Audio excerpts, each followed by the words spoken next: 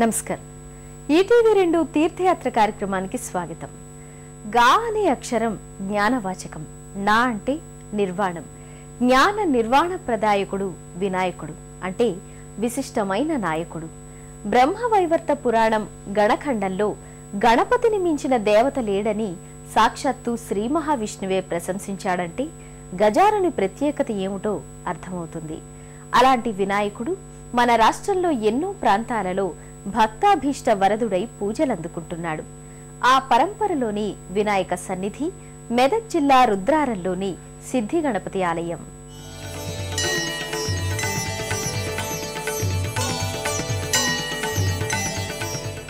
జాతీయ రహదారికి చేరువలో ఉన్న రుద్రారం సిద్ధి గణపతి ఆలయం ఎంతో ప్రాచీనమైనది. ఈ ఆలయ ఆవిర్భావానికి సంబంధించి ఆసక్తికరమైన కథనం ప్రచారంలో ఉంది. 300 సంవత్సరాల క్రితం కర్ణాటక వాసైన శివరామ భట్టు తిరుమల క్షేత్రానికి కాలినడకన బయలుదేరాడు. ఆయన గణపతి భక్తుడు. సంకటహర చతుర్థి నాడు ఆయన ఏ స్థలంలో బస చేస్తాడో అక్కడికే వినాయకుణ్ణి రప్పించుకుని పూజించుకోగలిగిన మహాశక్తి సంపన్నుడు. ఒకప్పుడు అరణ్య ప్రాంతమైన రుద్రారం ప్రాంతానికి శివరామ భట్టు చేరుకున్నాడు. ఓ సంకటహర చతుర్థి నాడు ఆయన సంకల్ప బలం వల్ల పెద్ద రాతిపై వినాయకుని రూపం ఏర్పడింది.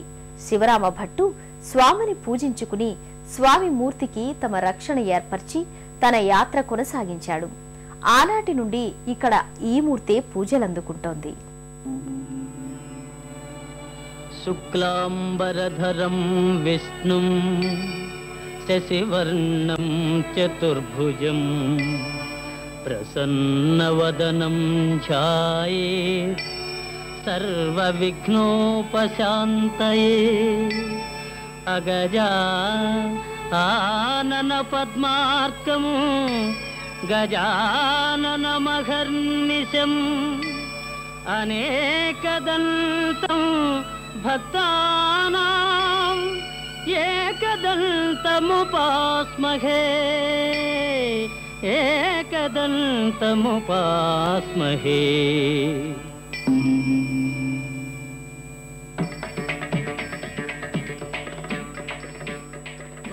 దేశవ్యాప్తంగానే కాక మన రాష్ట్ర వ్యాప్తంగా కూడా గణపతికి ఎన్నో ఆలయాలున్నాయి.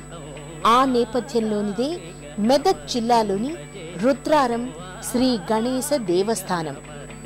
హైదరాబాద్కి చేరువలో ఉన్న పఠాన్ చెరువు మండలం రుద్రారంలో శ్రీ వరసిద్ధి వినాయక స్వామి స్వయంభూగా వెలసి పూజలందుకుంటున్నాడు.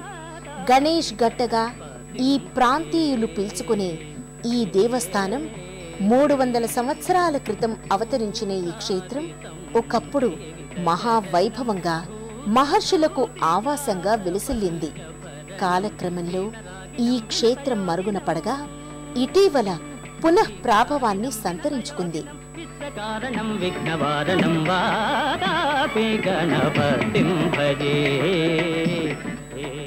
జాతీయ రహదారికి ప్రక్కనే ఉన్న రుద్రారం గ్రామంలో వేంచేసి ఉన్న శ్రీ సిద్ధి గణపతి ఆలయాన్ని ప్రతినిత్యం ఎందరో భక్తులు సందర్శించుకుంటారు.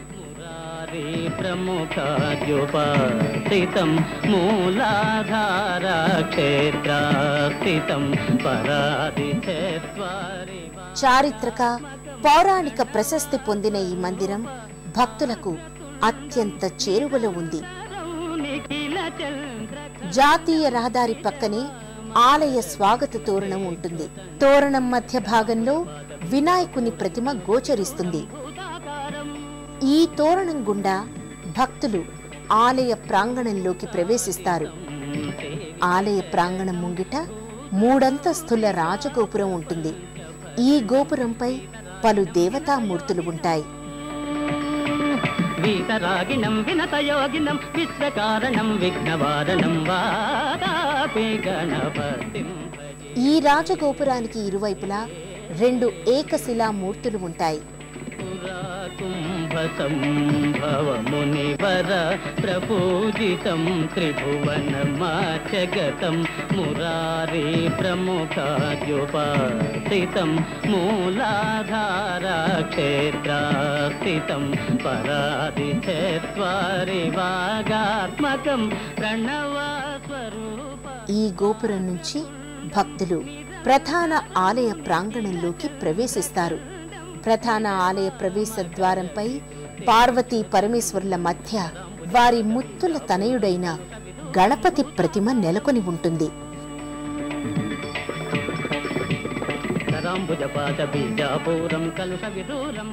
ప్రధాన మందిరానికి సువిశాలమైన ముఖమంటపం ఉంటుంది. గణపతిం భజే వారణాస్యం శ్రీ వాతాపి గణపతిం భజే